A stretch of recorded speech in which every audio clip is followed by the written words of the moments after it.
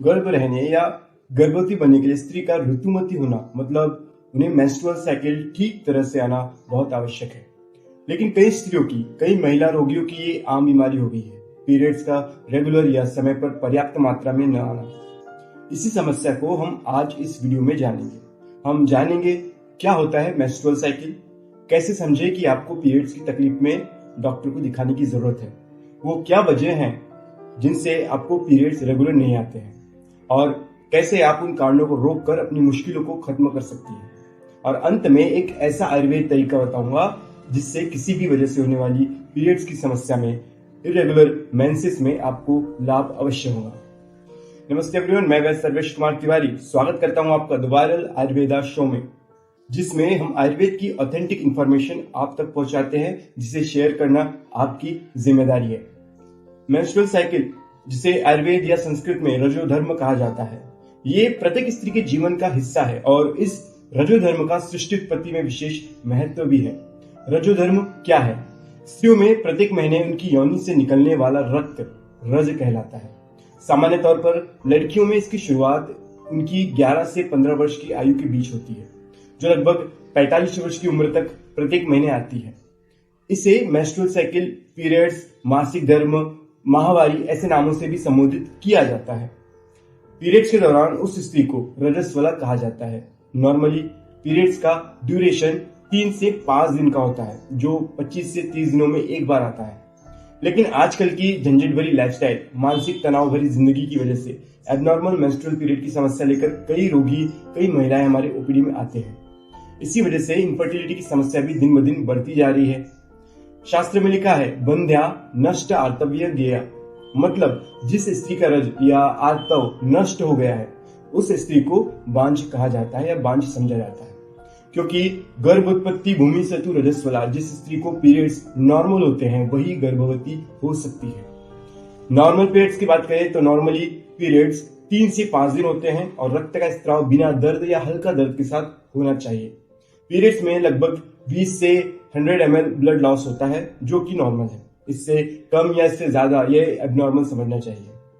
Normally 28 days में periods आते हैं, लेकिन अगर 35 दिनों से ज्यादा या 24 दिनों से कम समय में आपके पीरियड्स आए तो ये किसी बीमारी का संकेत समझे। आज हम मेंस्ट्रुअल साइकिल कम या दर्दयुक्त वाली कंडीशंस पर ज्यादा बात करेंगे।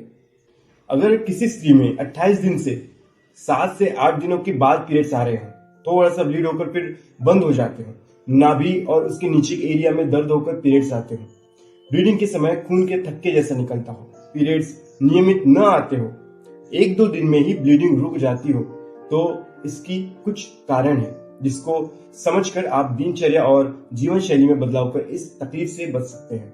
पीरियड्स कम या दर्दयुक्त होना पहला कारण है शरीर में खून कम होना। इस अवस्था में आपका शरीर कमजोर हो जाता है और थकान महसूस होती है, शरीर का ग्लो कम हो जाता है। अगर आप में इस कारण की वजह से पीरियड्स में तकलीफ हो रही है तो आपको खाने में खून बढ़ाने वाले आहार का समावेश करना होगा, जैसे अनार फल का सेवन, दूध में मिश्री, काली मिर्च मिलाकर पीना, हमेशा मन को प्रसन्न रखना, नींद अच्छे से लेना, इस तरह की आदतों को स्वीकारना होगा। दूसरा कारण, आपको हमेशा बहुत सर्दी होती हो, इससे खून गाढ़ा हो जाता है और मासिक धर्म सही से नहीं आता। इस कंडीशन में आप में आलसी जैसी महसूस होगा, पेशाब ज्यादा लगेगी, संडास चिपचिपी और दुर्गंध युक्त रहेगी। इससे आपको सर्दी की ट्रीटमेंट लेने पर फायदा होगा। तीसरा कारण है गर्भाशय में सूजन आना या गर्भाशय की नसों में दिक्कत होना या गर्भाशय से रक्त के बाहर आने वाले मार्ग में मस्सा बन जाना। इसका पता आपको जांच करवाकर पता लगेगा, इसीलिए सही समय पर स्त्री रोग विशेषज्ञ को दिखाएं, जिससे कि ज्यादा समय न गवाते हुए आपकी यह तकलीफ कम हो सके।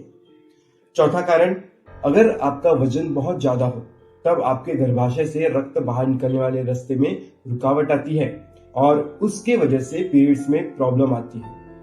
तो इसका ख्याल रखें कि आपका वजन आपके शरीर के अनुसार एकदम सही हो। ये कारण है जो अक्सर मरीजों में पाए जाते हैं। अगर इनमें से कोई कारण आप में मौजूद है तो उस कारण को खत्म करने से आपकी प्रॉब्लम हमेशा के लिए ठीक हो सकती है और आपका मां बनने का सपना साकार हो सकता है। अब मैं आपको एक उपाय बताता हूं जिसको उपयोग करके आपको इस तकलीफ में लाभ मिलेगा। अगर आपके घर में या आसपास कपास या कापूस का पेड़ हो तो कपास के पत्ते और फूल आधा पाव तक की मात्रा में लेकर 1.25 लीटर पानी में उबालें। जब पानी आधा बचे तो उसमें 40 से 50 ग्राम गुड़ मिलाकर उसे छानकर रोज पिएं। इस दौरान खाने में सलाद के रूप में आपको कच्चा प्याज का सेवन करना है। इससे आपको आपकी तकलीफ कम होने में मदद मिलेगी, लेकिन इसके साथ साथ आपको डॉक्टर को भी दिखाना जरूरी है, नहीं तो आपकी प्रॉब्लम ज्यादा बढ़ सकती है। तो दोस्तों, आपको आज की इंफॉर्मेशन कैसी लगी कमेंट करके जरूर बताएं और जरूरतमंद लोगों तक इस वीडियो को जरूर पहुंचाएं। अगले वीडियो में फिर मिलता हूं आपके आयुर्वेद ज्ञान को बढ़ाने के लिए। तब तक के लिए अलविदा।